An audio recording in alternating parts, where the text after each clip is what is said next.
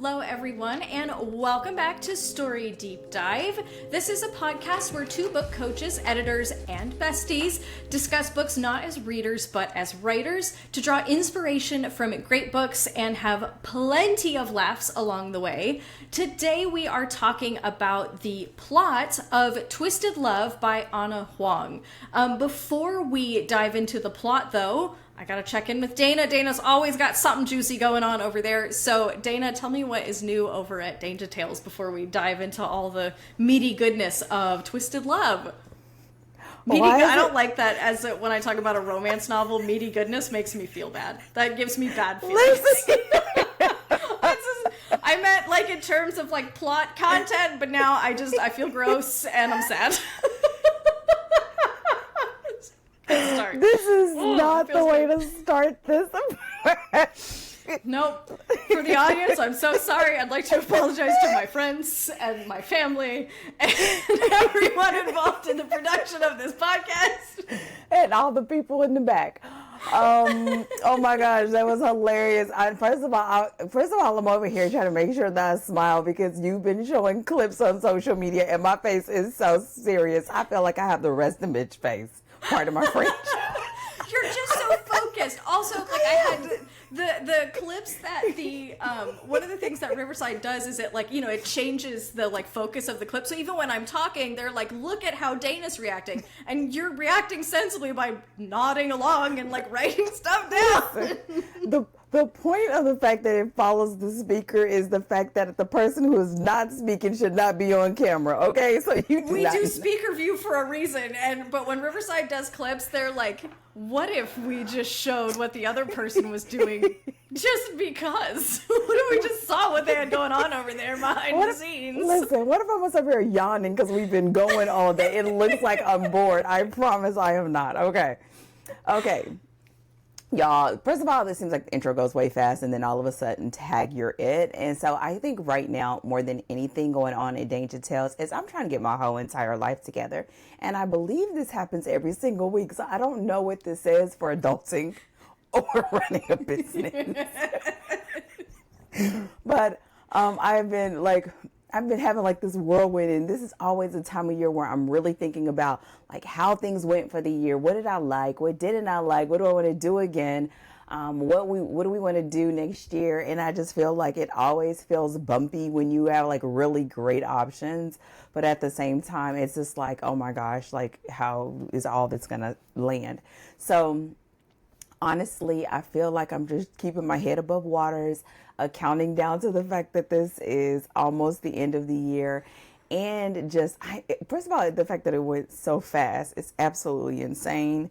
And I'm just honestly put one foot in front of the other. So this means reviewing everything that we've done this year. We have officially finished the last of our collaborations for the Danger Tales writers as a whole. And we just have our last holiday collaboration for the Inner Circle. Oh my gosh, the Christmas one. When we finish this Christmas one, I think I'm going to pass out in a deep coma-like sleep until next year. Listen, because we've had a million. You've been working on collaborations for the last like 3 months. Like it's no, been like longer. Longer, because we started in January. It started, well, the actual releases started in August. Right. But they went before they come out in August. Exactly. So between getting everything together, covers and everything, since we use one designer and I have to review and approve and review blurbs. And so it was a lot because this year we separated them by genre and by sub-niche. And that was the first time I'd done that in a long time. And listen, I'm supposed to be planning for 2026, but my constitution. I'm like, what if we take a break from collaborations in 2026? Listen. I don't want to. Say it ain't so. This is how, listen, my constitution right now is like, listen, I feel like when the people say F them kids, that's how I feel. So don't ask me how I feel about it today. Ask me later. Ask you after the collaborations are done. That's probably good. And after you've had a good long sleep. and a good cup of coffee, a nap, and some quilting. You know what I'm saying? Because that's how I feel right now. And that's probably not the best answer. However, we've had some really great results. We had some of the best pre-orders that we've ever had on collaborations. Like one of the series, I think a lot of people had in the ballpark of nearly 200 pre-orders on books, which was amazing. So we just, I mean, it's getting better and better. And that's the thing about it too. Like keeping it 100 is like, you know, like continuing to do it and have them available makes it so that the future ones benefit from the continuity. But for Coach Dana, this is a little bit like life of an indie author as well, right? Like you gotta keep, you can't let up. You have to keep going. Well, we're gonna change that, okay? We're gonna change that. But I think what it can be is the fact of like, yes, keep going, but it's about how you keep going, which is one of the things like I've been teaching a lot this past couple of months, which is our Addictive 7 framework, so that you don't have to find yourself on this hamster wheel. Now, why am I on the hamster wheel is because, you know, I'm managing 6 of them at one time. But for the individual person, making this as a part of your exposure and a part of your marketing process, then that means something else. So I've had that, and I've been in so many daggone summits. Thank you. I appreciate it if you're watching this and listening. Let me be clear. I am grateful. Also, I'm tired. I appreciate the invitation. I appreciate it. And honestly, I'm really looking for next year that I really want to be able to start going back in person and doing some things in person again. Yeah. But this is just that time of the year where I think every week I've had anywhere from 1 to 2 either summits where I'm teaching or interviews or something for probably the past about 6 to 8 weeks. So your girl is tired. Okay, it's not even spelled right. Okay, and I promise you, I know what I'm talking about. It's spelled how it feels. Okay. So basically, we're writing. We're keeping it funky and have a good time, and count down to the end of the year. So that's what's going on at Danger Tales today with all of my shenanigans and foolery. Rachel, what about you? What do you have going on at Story Cipher? Honestly, I'm feeling, I don't think I have quite the level of schedule that you maintain. And I think that you are superhuman in the amount of things that like you have the same, like you specifically, Dana Pittman has the same number of hours in a day as Beyonce has. Come on, listen. Rachel is trying to get that many, like is trying to like figure out how Beyonce has that many hours in a day. Rachel can't seem to find those hours in the day, and she is struggling. So so I'm feeling the same, but I feel like with so much less stuff on my plate than you even have. So in the Academy, we are well into writing our second drafts now, which is so amazing. Because, you know, we're talking about writers in the program who have been trying to write for 5 to 10 years and haven't been able to cross that hurdle of a first draft. And now not only have they crossed the hurdle of a first draft, but they have taken what they learned from writing the first draft. We talked about this last week and created a plan for their second and are now writing to that plan to start layering in those changes and creating something that looks much more like the thing that was in their head. Because the first draft is just sort of your like first gasp of like, here's some stuff. And then you can look at it and then you can start, you know, rearranging it and refining it and all of that good stuff. And now they're in the thick of it. And I likewise am in the thick of it. And so between, you know, writing curriculum, actually writing alongside my students and then recording videos about that writing, by this time in the year, you know, I mean, we're over halfway through the Academy, which is crazy, because we've only got, well, when this recording comes out, we'll only have 1 module left. We'll be, you know, because we're in the middle of the writing and then we've got a revision module. so by this point in the process, I'm starting to wear out. I'm like, you know, furiously trying to write the second draft and recording videos about it and doing all this stuff. And also, I've got the whole year behind it and I'm ready for, ready for a break. So I feel like I'm like right there next to you of like, I see the end. I see the like the holidays in sight. I'm like, oh, we're almost there, but we're not there yet. And so there's like more stuff to do. And I'm like, somebody help me, please. And you don't want to look too far out because then you don't want to pump yourself up and you got between here and there. So it's just like, you just got to be like really intentional about today is today. Yes. And you know what? You make a plan for today and different days go differently according to plan. And so they're like, all right, regroup tomorrow, try again. Like, just keep doing it. So yeah, but this time of year really is like, can be pretty intense because this is like a lot of events are happening around this time of year, especially because people are getting stuff in before the holidays. So it's sort of like events are happening prior to the holidays, and then the holidays happen, and you're like winding up, like wrapping up the rest of the year to like prepare moving forward. And so those things just kind of like traffic jam at the end of the year, and that's quite. It's quite something. And you're also like projecting out in 2026, right? So you're like, you're looking backwards, you're looking where you are now, and then you're looking ahead as well. And you're like, eyes are like trying to look in, 3 different directions. It's an exciting that's not a time pretty to be alive. picture. No, it's really not. You're like, help. So yes, but that's what we got going on. We're planning for 2026, which is so exciting for, what happens after everyone graduates the academy. And really, really excited for, we're talking to the community about what they want to see in 2026 and building that out moving forward. We'll start opening up for a new cohort of the academy in December, which is super exciting. So yeah, it's all very exciting. It's all very good. Right? Same as you. I'm like, I'm just tired. Just a little bit. Listen, I think the fact that you're here, I'm just so excited. I'm excited for where you are in writing and where they are in writing, and I think it gives like a new appreciation for those earlier like steps, like in that earlier process, because when you really think about it, I think, well, one of the things that I've been working on is like, I've been posting more and writing different art, like essays about what's going on. And it makes you stop and think about how much you sort of can forget about those earlier repetitions.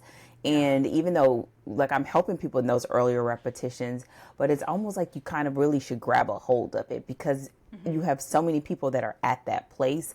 So to get them over that, and so that I'm always looking for like getting more wins underneath their belt, right? Yeah. And getting more of those repetitions in so that they know like you've done hard things in life. This is just another hard thing that you already are equipped for. And so you guiding them to that place just makes it exciting. And then for them to not just get on the other side of it, but to have something that they can, it doesn't have to be like the idea in your head, but to have something that is complete and you could be proud of. Yes. And that you've worked hard for and that you completed and you put the end on, man, like that's just, it's everything. Yeah. And having walked through all of the steps to see and feel the whole process. Exactly. Right? Because when you've been stuck on one thing for a long time, and you have that one idea that hasn't fully manifest, so we haven't walked through a full first draft and then a full second draft, like you haven't had the opportunity to go through every step in the process. And so being able to walk through to see what does it feel like, even if we're using a shorter form of fiction to go through the process, what does it feel like to go through ideation to outlining to first draft to second draft? Like what does it feel like? How do you walk through every single one of those steps so that now you sort of know what to expect for a longer form project? Although we have some people who are doing, I said we'll write novellas, and some people are like, I think I'm going to do a novel. And I'm like, listen, the rules are the same. Everything's still a plot. Like we're just like expanding it out. if you write a novel in a month, people do it all the time, you go for it. Yes, and I will support you. Like, here we go. And people are doing it, which is amazing. But being able to walk through all the steps in the process so that for your next project, you know what the steps are and how to do them, and you get a little bit better at them, right? That next project, and a little better every time. But it just demystifies the process. So you always know what you need to be working on and where you need to be headed. And that's like, especially for a first project, that's like 60% of the battle is like knowing what you're even supposed to be doing at what point in the process. Yeah, and I would add to that I always like, especially when you take a look back and you sort of evaluate as you go through each one of those phases, starting to ask yourself, like, what do I need in this phase to feel confident about attacking this phase again or going into the next phase? And I think that's where you really start being able to sort of tap into your secret sauce or your thing that you can bring to the table, because now you realize, like, okay, this is what I got from Coach Rachel. Here's our note. And then last time, this is what tripped me up in execution. And so next time, maybe I decide to do some bullet points, or maybe I decide to work on a timeline, or I decide to do some preliminary notes before I get into the writing of those scenes tomorrow, and those types of things that sort of help you to refine. But you won't know that until you go through that first.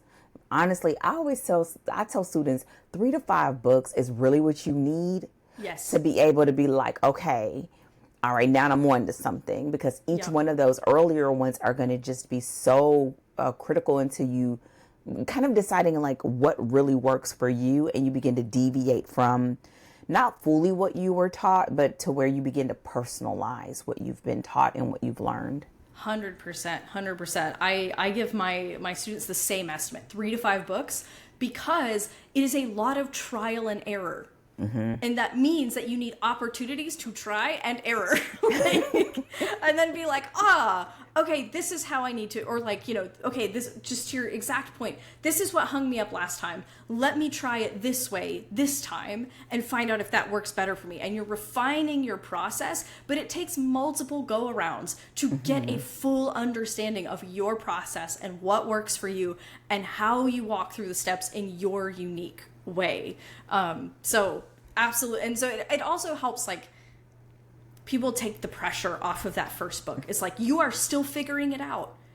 Of course it's hard, because you don't know what works for you yet. So that means you have to try stuff, and it has to be it doesn't have to be, but it will be frustrating sometimes. And you will run into problems, and you will run into, like, again, it is all, you learn these things the hard way, because that's the only way to find out what works individually for you. We teach things to give people a place to start and to help them understand how to move through the process, but only you can find your process, because you have to work with you and yourself to say, okay, what works for me? What do I need? How do I move this forward? And it just takes a few tries to fully do that. And it doesn't mean you can't finish projects until you've mastered that thing. Exactly. And that's why it's important as well to finish those projects and publish them or pitch them or whatever it is that you're looking to do with that project, so that you can put the end on it and then say, okay, on to the next one. I've learned so much from this project, time to do my next one. And so both of those things are really, really important for that whole process. And as someone who has literally written hundreds of projects, you will always do that. I still am doing it. I mean, the project I'm working on right now, and I'm like, oh, like, I want to test this, or I really want to try my hand at X, Y, and Z. And I think that's the part that keeps exciting you as a writer. Yeah. Because you keep showing up, but every story is requiring something new of you. That's it's a version of what you've done before, but it's never quite the same. And I think that's what makes it exciting, and it keeps you showing up, and it keeps things fresh, even if you're like, oh, I'm back at Act 1 again. But it's a part of the process, and that's what makes it fun. So that's so dope. I'm excited for you. Thank you. So with that said, let's go ahead and dive into Twisted Love. So before we get into the nitty-gritty of what we're talking about today, do you want to hit us with the summary, catch the people up on the story? Sure.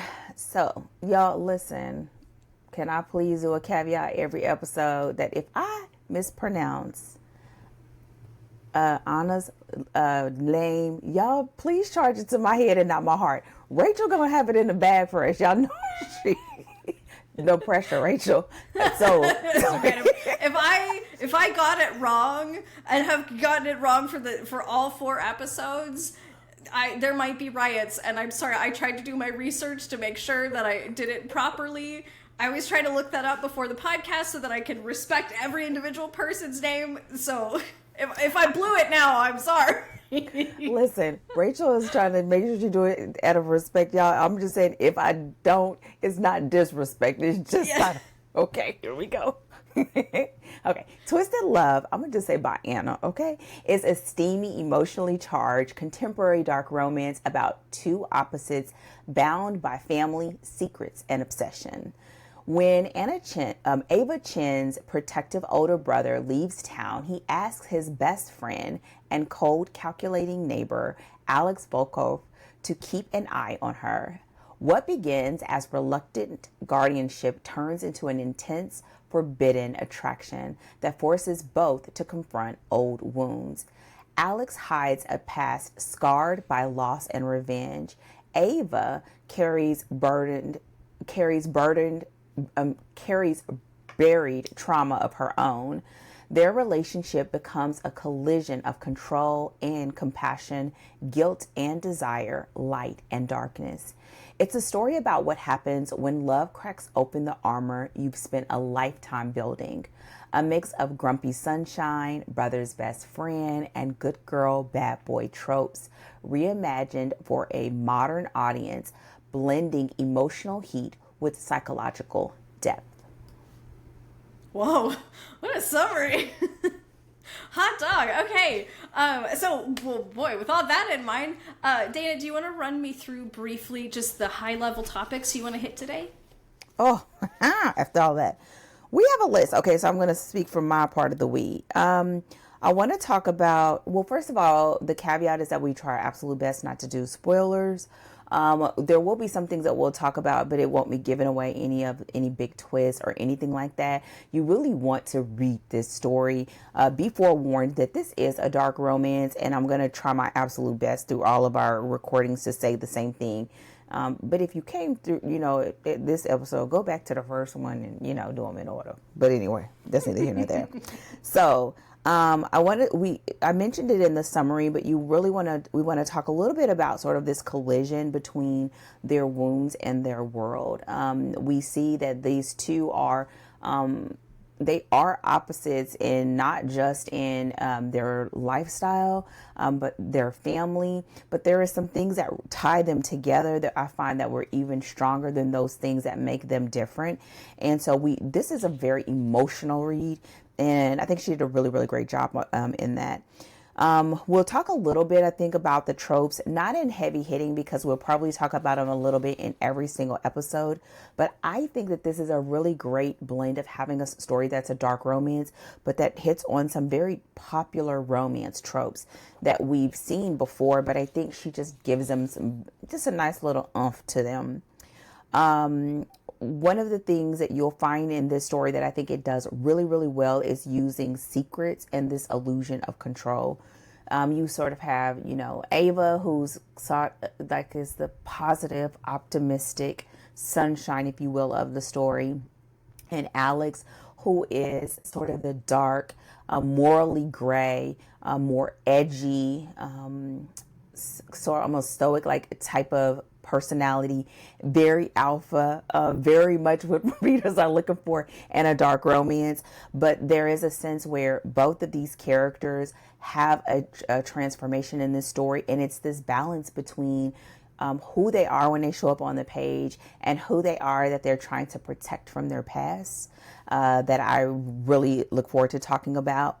And then the final thing that I have for the plot, and y'all, low-key, I'm going to blur a couple of these things together, is the fact that this is a really great redemption story. you will find a lot of times in dark romance that your main male character, or the character that is connected to the underground world or the dark element or the morally gray element, has no intentions of not being morally gray, right? They don't want to change. Now, there will be some change, but if it's that it's a redemption. And I think that's very different when it comes to dark romance. And I think she did it so well in how she wove these in. And then the final thing that I think we will kind of talk about a little bit together when it comes to plot is that Anna made some very interesting and dead on choices when it comes to writing this story, when it comes to the POV, and also making Alex's character very... Normally we look for, and we talked about this in the pre-show, like that your characters are relatable or sometimes that they're likable. But here is that we would have a sense of understanding for how he handled things, whether you like them or not. And I think the way that she wrote it, it was so that when we saw him going there, we did not like it, but we understood. And that is not an easy thing to do. So this is a great story for if you have a character that is one of those characters where he's going to go there or she's going to go there, but you don't want to lose your reader. Mm-hmm. And so it's a fine line. And I think this story does it well. So we'll talk a little bit about that as well. Awesome. Yeah, and that's going to sit pretty nicely inside of, there's two main things that I want to highlight when we talk about the plot of this story. And that's going to be number one. I really liked the way that she nested her plot threads, because I think she nested them essentially properly. Like, we knew what our primary promise was, we knew what our secondary plot threads were, and we closed them in the right order.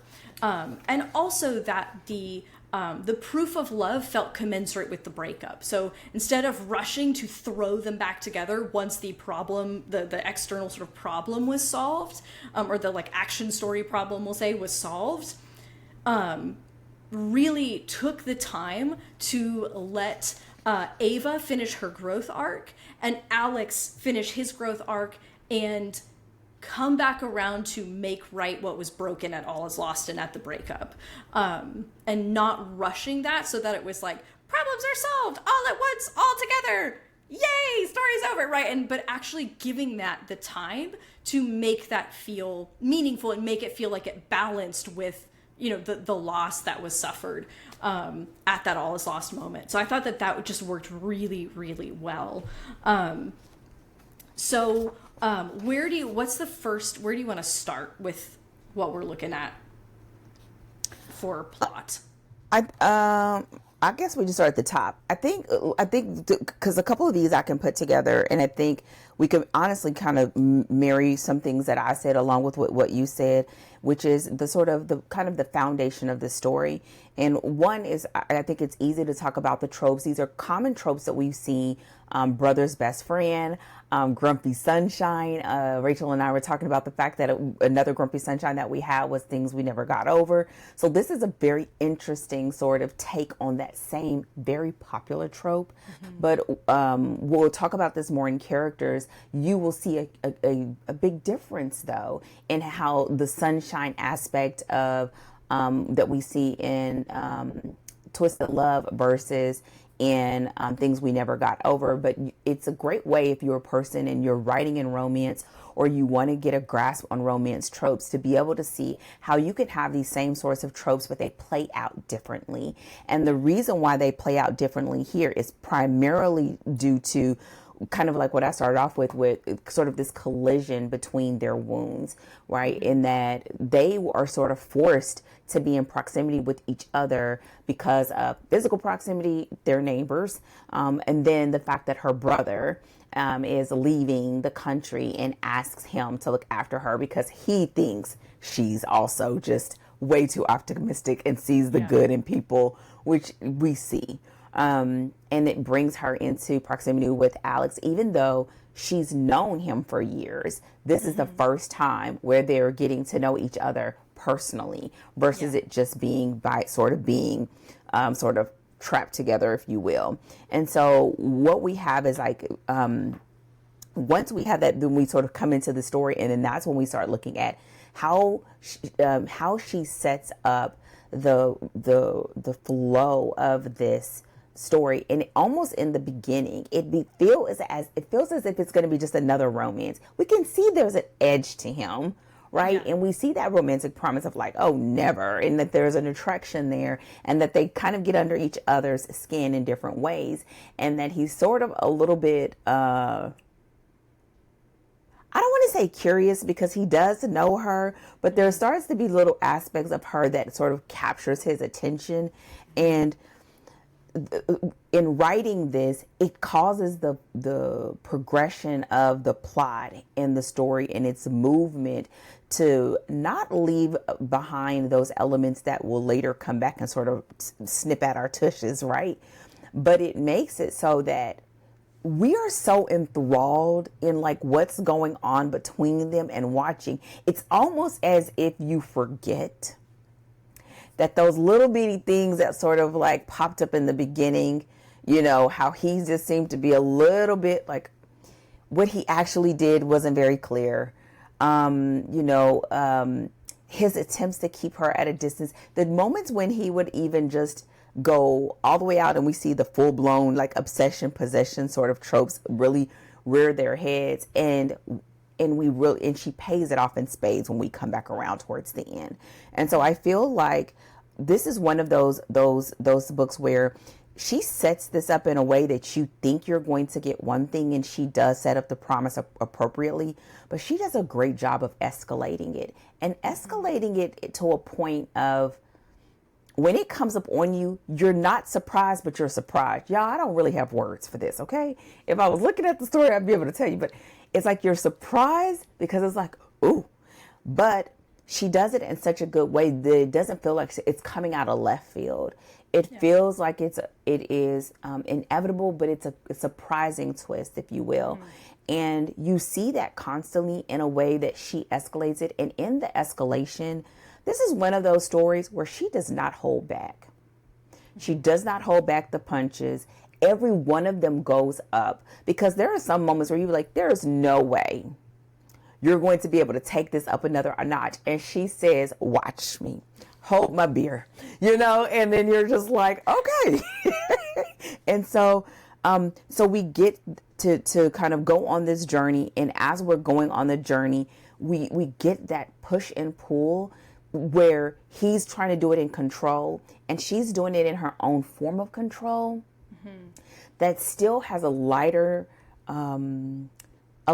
side to it, because she is optimistic, but she is really intentional about still having her agency, which is really important to this plot and how it unfolds. And so it just, honestly, and I think that there are some of the things that we'll talk about a little bit with the POV that lends itself well to that. But it does, whether it's going from them sort of having this very almost light girlfriend banterish of like trying to see how she can make Alex have these different emotions, to her starting to realize that she's more attuned to him than he realizes. And that she, in the beginning, which could be a little bit risky, but I think it was a good risk, and it'll go to something else that you want to talk about, which is she likes the fact that she's able to start reading him. Like if you think about the scene, I don't want to give it away, but when they're at the party and she's like, you think I'm naive, but I think you wish and I think she lets those moments sort of seep in, so it doesn't feel like this poor little Ava. This big bad Alex. And even when she's soft, she still has a very, like, she still has a spine. She still is vocal about what she wants and doesn't want, even if she folds, you know what I mean? And I think it's an amazing job when you're aiming to keep a character, in this case, not jaded by all of the trauma that she's been through. But at the same time, it's an opportunity to see that trauma has still had an effect on her. And so, yeah, so I merged a couple of them, but I hope it like pulls together. And because of this, you get that push-pull. You get that conflict between them. And it makes for this story that you can't look away from and you can't stop reading.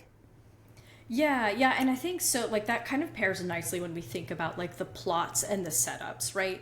Because, and these two things will kind of, like, plots and setups kind of will go together, because we get very clear setups for our tropes, right? Like, immediately scene one, we're like, ooh, we see Grumpy Sunshine, right? Like, Alex is like, I'm serious.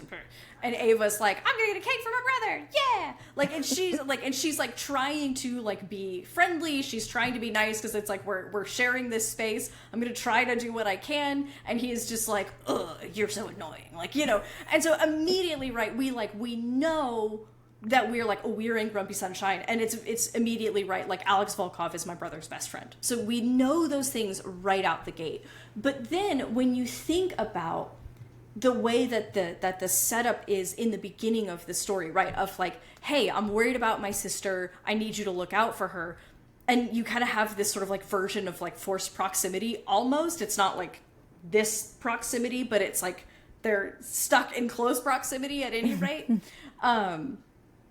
What it does is it makes it clear for us, and the tone of it says, ooh, we're getting a contemporary romance, right? Like, it has that like that classic romance feel. It's a little bit funny, you know, there's a little bit of that comedy of just the contrast between them, and the whole like, we're gonna get Alex to feel things plan.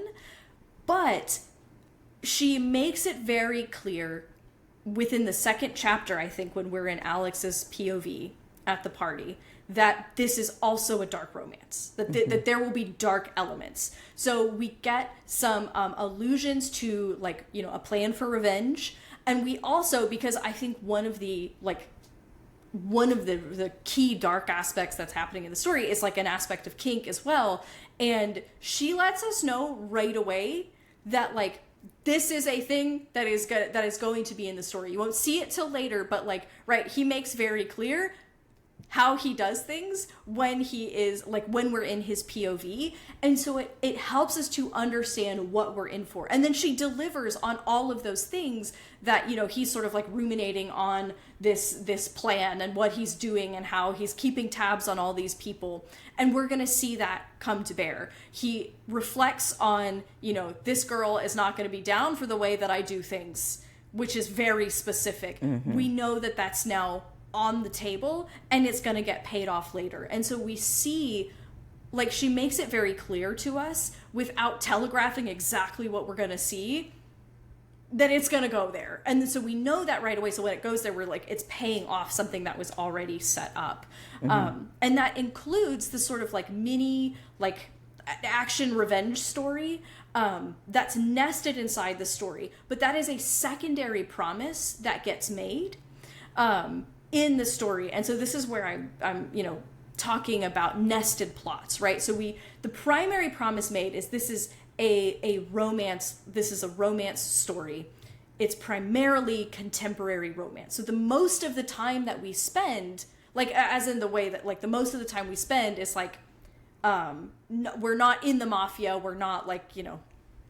So most of the time that we spend is Alex and Ava getting to know each other. Again, you've got a lot of that light feel from their interactions with each other, with that underlying chemistry.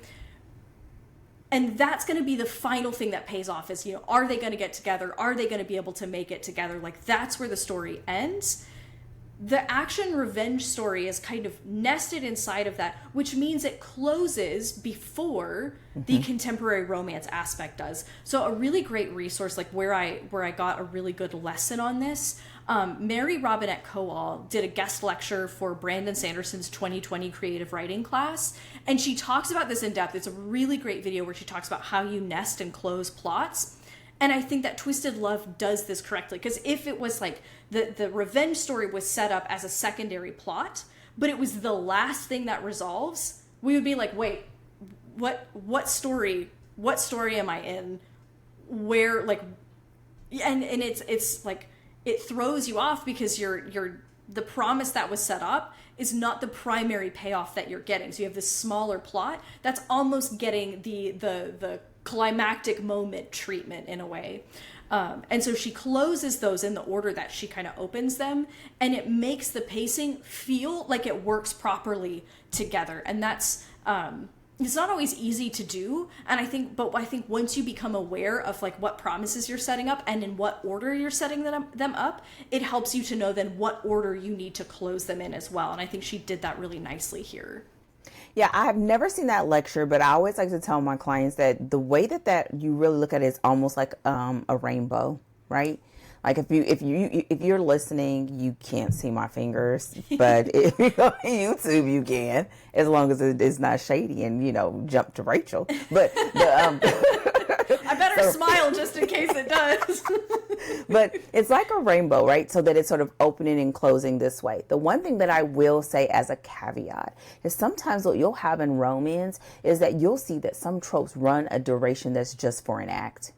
Right. So all the times it's not like a rainbow. It may be like a rainbow for the overarching, and then it may be something that runs the course for act 1, act 2, act 3. And it really depends on the author's style, but it would still sort of adhere to, if romance is your primary plot and that love story is your primary plot, then it's going to be the last thing that sort of takes us into the finality and into the ending and into the happily ever after. And then the other part I will say about that, especially when it comes to dark romance sort of has this like adjacentness when it comes to suspense. Sometimes, you may have thriller aspects. Sometimes it may be, and it may come from the fact that you have organized crime, it's mafia, but it's usually some element that is sort of paired with the romantic plot that sort of lends itself to that external dark nature, so that we can, just like what I was talking about with Alex, you can see where that darkness comes from. Now he has it from his history and his backstory, but also he has it present day in how he operates his business and how he keeps secrets and tallies on everyone. And so those are some of those things that helps us to be able to nail it when it comes to the character and the overarching flow of the story. But it can also lend itself to the things that we're talking about here when you're talking about the span of those subplots. And so I would say more than anything, like having that rainbow makes it easier when it comes to making sure you set up and pay off. But if you find that you are doing sort of like it's running the duration of like an act, and think of it, a great example again was Things We Never Got Over. Like in the beginning it was sort of like enemies to lovers, and even though the whole thing was enemies to lovers, if you will, but then we kind of second act went into fake dating. And then third act, we almost ended having this like fake relationship, right? And it's sort of like hopscotched, if you will. But that was all under the guise of the progression of the romantic relationship.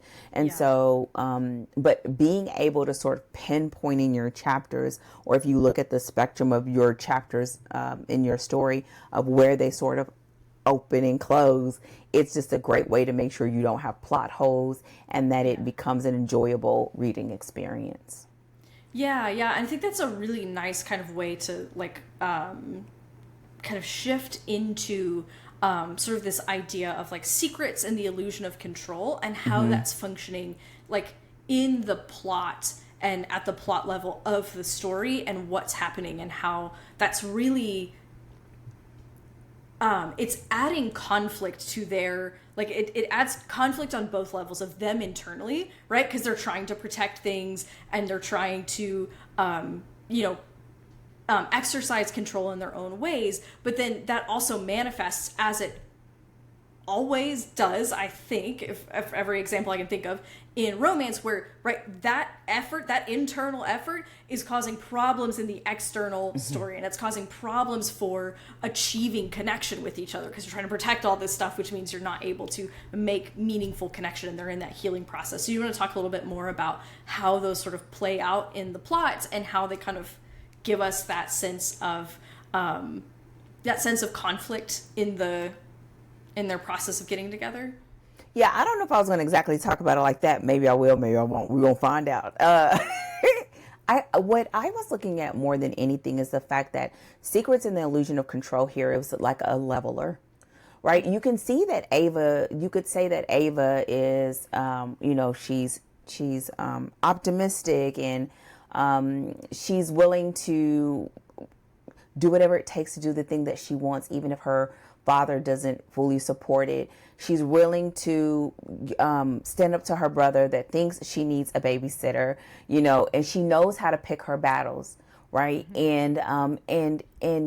And you have Alex, who seems totally in control, both in his business and his potential to earn, and the business that he oversees with his uncle, all these different things. But for both of them, those secrets and that illusion of control becomes a leveler, because it basically wipes both of them out, right? It wipes her out because there are secrets that she knows but doesn't know because of her situation. And then there are things that he believes he knows but doesn't know. And I think what it does is give them fertile ground, in the sense to come closer together, even though it can also become the thing that tears them apart. And I think it's interesting here, because if you were to have it that the external thing was the thing that did the leveling, right, that was in control of it, it would feel more as if it was a suspense story than a romance. Yeah. And so what's happening here is that internal wrestling and that sort of gutting, if you will, or exposure, right, is what exposes those raw innards that's underneath that shield that they've built. Yeah. And so there was one scene that I thought was so good when she sort of pulled away. And he's like, wait, where?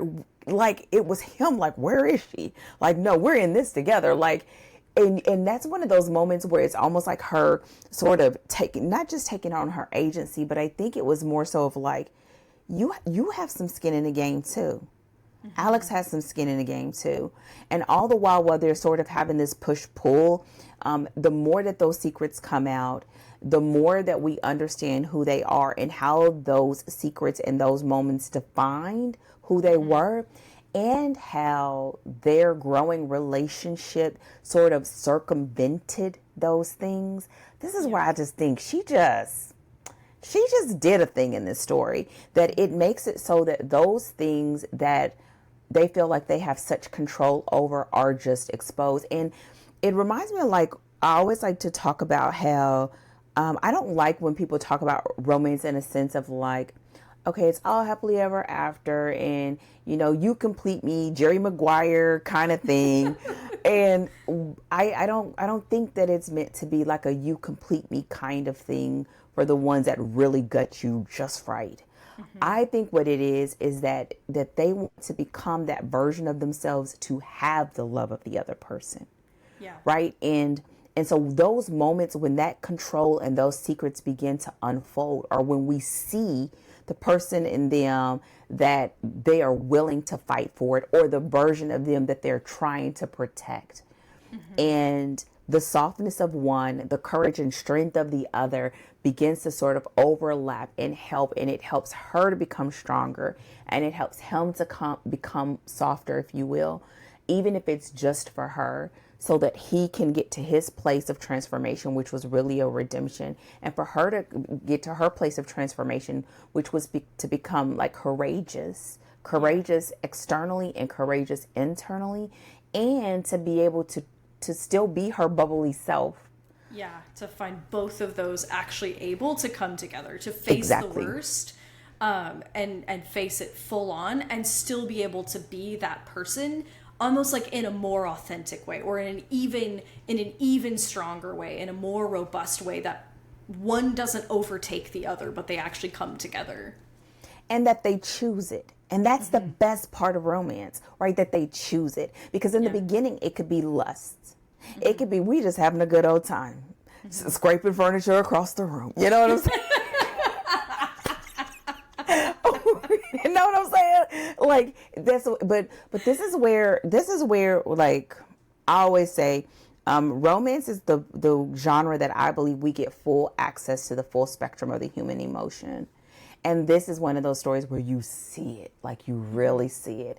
And so, yes, so that's what, so when you have when you have her quest for independence and wholeness, and to have courage against those things that causes her to have nightmares, and that causes her to have dark spots in her memory against him who remembers everything, who is haunted by his very memories, and who is clinging to revenge as if it will be a healing factor.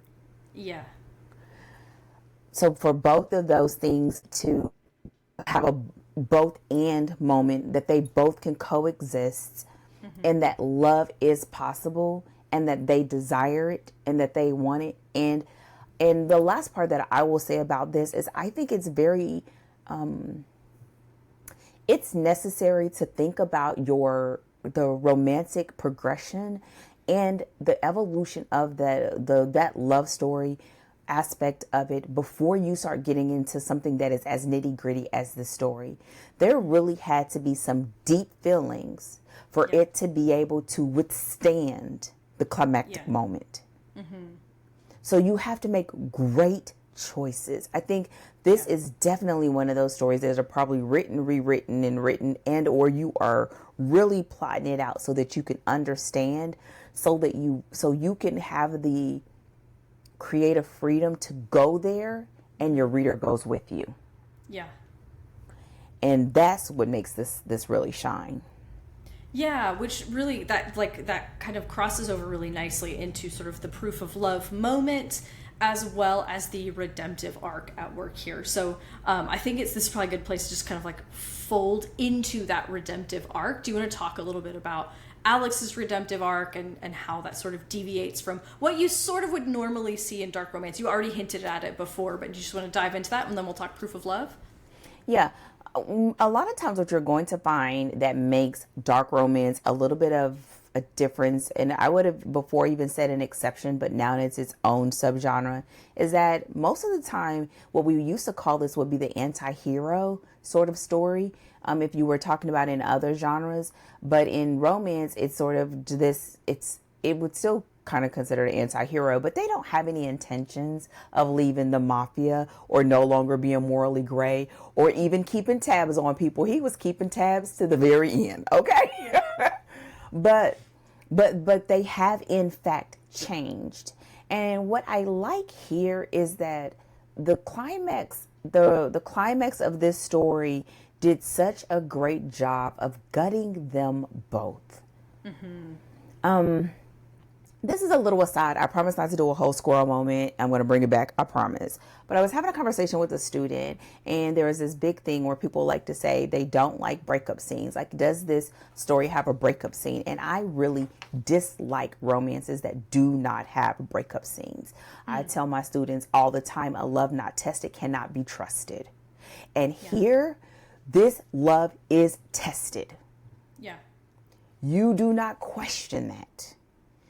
And there were some very pivotal choices that were made by Ana that make it even better. It will rip out your heart. She tap dances on it. She throws salt on it. I think she even did a backhand bounce on that thing before she gave you back your heart. And I think that is good in the best possible way. And this is what dark romance readers want. They want to feel all of the things. Yeah. And so here, the fact that he has this redemption, and it was because Ava said, no, bruh, you are not about to tap dance and backhand bounce on my heart. Yeah. And then just come right back on it and exactly. Me be like, sure, come on. Oh, you're sorry. Okay. And I think that's what helps us in this story to truly believe the transformation and change that they had. And even though he has no intentions of no longer being Alex that we know at the beginning of the story, he is a different version of himself because of love, and to have Ava's love specifically. And so I think that is what makes this so great. And it made the restoration of their relationship at the end feel so well earned. and you saw it, and that they both in their own way was fighting for it, even when they were fighting against each other. And again, it allowed the ending, as they're aiming to sort of have that reconciliation, to still have conflict and to still have tension, while we had those chapters that are usually not as long. We don't normally have that many chapters in that fourth act of the structure, but here we do. And I think it was a very wise decision. Yeah. Yeah. And it really, like, it wasn't just sort of like dragging out the story right. It wasn't just we're just gonna, I don't know, amble our way to the end. But it really was, the breakup moment, because the breakup happens and Alex has to make some choices, but there are still some secrets that come out that undermine everything that Ava understood about Alex, and they don't just affect Ava, right? Like, it's much deeper than that. So it isn't just like, Alex is lying and he's going to do, there's something more that's been going on the whole time, And so when you have something like that, to make it easy for Alex to get back with Ava, or for Ava to get back with Alex, it would undermine the impact of the moment we had before. Mm-hmm. And so instead, taking that extra time, because the thing is I think, and this is a part of something you were talking about earlier, of like, Ava has to choose who she's going to be when the worst happens again. Like, because the thing is she didn't know what happened to her. Then she finds out the truth about, she knew sort of roughly, but doesn't really, doesn't know. She can't remember it. And then she finds out what really happened. But that was in the past. Now in real time, something, right, like there's been another betrayal of trust. There's been another moment of wounding. And she has to kind of go through the grieving process and decide what she's going to do. If she's going to let it swallow her whole, or if she's going to say, this is who I am and who I'm choosing to be, in spite of what happened. Like, I am going to choose into this person. I am going to go live my dream anyway. And it gives her so by extending that out, it gives her the chance to own her decisions, to go through the pain of that sort of like dark night moment, and to also emerge and live it out without Alex, so that when he comes back around, she is able to, and again, he has to work for it. He doesn't just come back and she's like, okay. He has to, so we see him working to make right what he made wrong at All Is Lost. And so she gets the chance to grow. He gets the chance to grow and prove that prove his growth, prove his dedication. And then they come back together. And it feels right now for them to come back together, because now they've both been through their whole process, and it has enabled them to come together at a deeper level of intimacy, at a deeper level of trust, because of that extra time that was spent. And so it makes that moment of coming together more meaningful, because they both earned their moment together, and we didn't just patch it up really fast after we just tried to rip your heart out, like, rip everybody's, our reader and Ava's heart out and stomp on it, and actually giving that the full space to make it feel like that gesture and the growth on both sides actually mattered and enabled them to come together, which is kind of what you want to see. Yes, and what you're describing here is that in the fourth act of a romance, the reason why the breakup is so instrumental and pivotal is because it gives them time to get their ish together. That it isn't about the relationship. Yeah. It is about them being whole and complete on their own. And so that when they have that space and time, and this is why you need that moment, because the reason why it feels as if it was earned, because it was. First, he had to get his ish, she had to get her ish, and then they come back in a sense of truth. All the things that were hidden, circumvented, half-truths, or whatever, have all been laid on the table, and they get to decide, do I still choose you? Mm-hmm.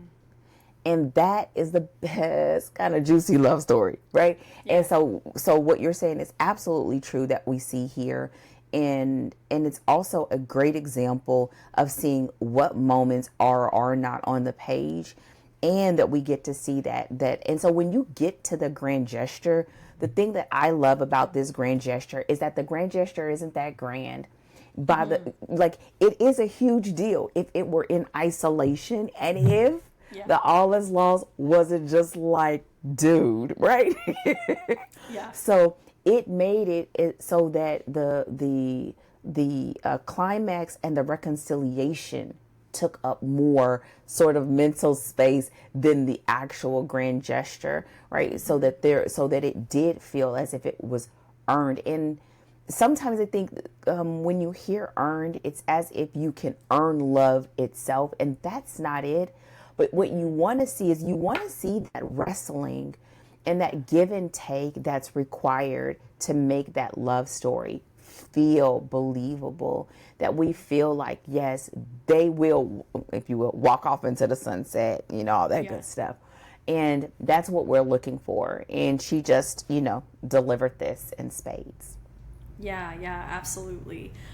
So before we wrap up, we're just right about at the top of the hour, but before we wrap up, did you want to make a note at least about choosing the POV for, that was the last thing I think on our list that we didn't quite hit, about picking the POV for those major moments that we have? Well, I mentioned it and sprinkled it in as I was talking, but I will say here, I believe that her selection of POV was done beautifully. I think it was done beautifully, not because anything is ever perfect, but I think it's because here you needed to clearly understand Alex's pain, his way of thinking, and also essentially his coping mechanisms, right? That he's carried over into adulthood. And we saw that in pivotal scenes. And just like, I'm not going to give you spoilers, but in the climactic scene, having it from his point of view was golden. Because as he is gutting her, he is gutting himself. And granted, you could still bop him in the head and be like, dude, but at the same time, it's like everybody's hurting. And it just makes you think of that saying, hurt people, hurt people. And that's what it was happening. But at the same time, there was more to it. And so deciding whose point of view that you use is, I think it is a craft in and of itself. I like to look for the person who knows the least amount of information, or that can be disrupted the most. But in this case, in reality, it's the opposite, right? It is the opposite. And so that has got to be an intentional choice. I think it also does really great for this sort of story where it is a romance, but this is an alpha, dark, or morally gray male character that you are stoic, you have no emotions, because this was the game that we was trying to get him to play. You don't have emotions, and no, he feels all of the daggone emotions. And so us understanding that and having a level of understanding about him, we don't give him a pass, but we low-key kind of get it. And it's like, you don't want to, but it's like, but you can, because it's like, that's the thing about these stories when it comes from a place where it was sort of the seed of it and the root of it is from childhood, that I think dark romance explores so well. And sometimes it can go off, but it just is what it is. But it's the fact that these type of traumatic things can really change people. And he needed somebody like an Ava that is just like, but you can choose to go on, and him seeing her fight the things that sort of held her back, and her being willing to just accept him as is and sort of take his, his grumpiness and even still poke at the bear, he needed that. He needed that sunshine. He needed that light, even if he didn't think he deserved it. And so with that said, I would say picking those scenes, and whenever you're in those moments, you may find that you need to look at and or write that scene multiple times to see which one does the most justice for where you are in the story. Yep. And I think it pays evidence to the groundwork, back to when we were talking about whether it's the rainbow, whether you're hopscotching those plots, that plays the most, really plays up on how you've set up the rest of the story. And if you've done those plotting choices well and those point of view choices well, when you get to a scene like this, we are wrecked in the best possible way. Because you have set up, and now the best thing about the story, and I'll say this, I think is my last point, everything that she said and set up about him, he did. Yeah. Every single thing, whether we liked it or not. Listen, Alex told no lies. He told half-truths. He told half-truths. But he told no lies. So that's the other part of this that made it all just hit. And it was almost like everything. And here, I wish I had a diagram, but really what happens a lot of times in romance, so that last leg of the romance is in fact the romance, is everything that you've done up through the story comes to this head. It blows up. It sort of has an end of those secondary plots. And then from that moment on, it's about whether that couple can stand. Yeah. Whether they actually get there happily ever after, whether the mileage that they got from that relationship up until that explosion was enough to give them the future that both of them want. Because the very thing that they were afraid of happened again. But they are not the same people. And so that is what is also a great aspect of this story. It's like we get all of those secondary plots, all of those good things, all the things that made us laugh, all the things that made it feel a little bit rom-com-y, all the way up into the point where everything sort of hits the fan. And then we close out on that revenge plot. And the father, like all of that. And then we push forward to the end. And now it's just about them. Yeah. And how they're going to handle that. And I think she just did well. And it wasn't just about the grand gesture. It was about like how they're going to live life and do life together and whether they can make it work. And it wasn't wrapped up with a cute bow. Yeah. It wasn't. And that was great too. But it felt authentic to the story. Yeah, absolutely. Absolutely. Awesome. Well, everyone, that does it for the plot of Twisted Love. Thank you all so much for joining us. Don't forget to subscribe to the podcast so you know when new episodes come out. Drop us a like. Feel free to leave comments about, did you like the story? If you have questions that we can answer in future episodes. And you can also check us out at storydeepdive.com. I'm pretty sure I hit all of the things that they can or should do. Leave us a rating and review as well. That helps the podcast and helps us know how we're doing. So, other than that, I think that's everything. So we will be back next week to talk more in depth about characters, and we have plenty to talk about, so look forward to that. So we will see you all really soon, and until then, happy writing.